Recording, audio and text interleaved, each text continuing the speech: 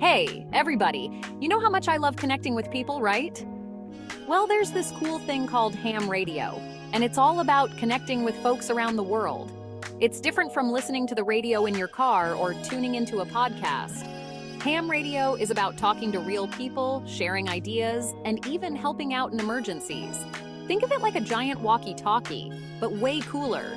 You can use voice, text, or even digital modes to chat with people near and far.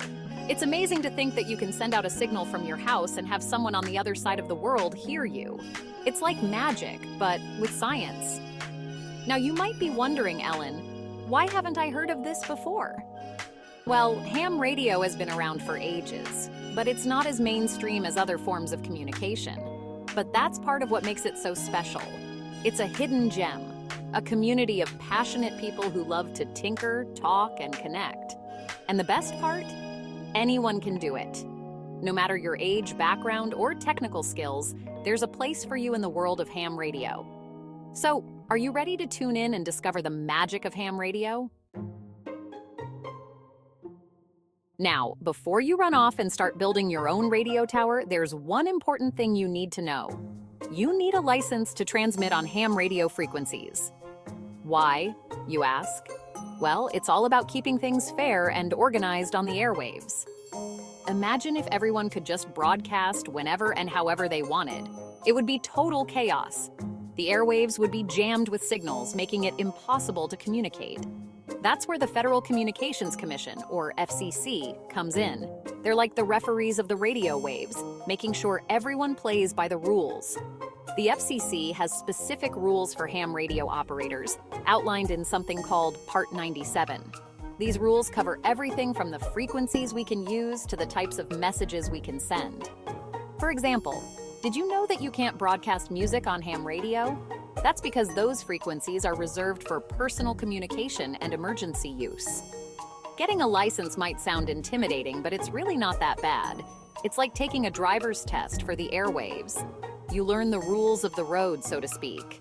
And then, you take a test to show that you understand how to operate safely and responsibly. So, how do you become a licensed ham radio operator? It's easier than you might think. The first step is to study up on the rules and regulations. Don't worry, it's not as boring as it sounds. There are tons of great resources available online and in libraries to help you learn the ropes.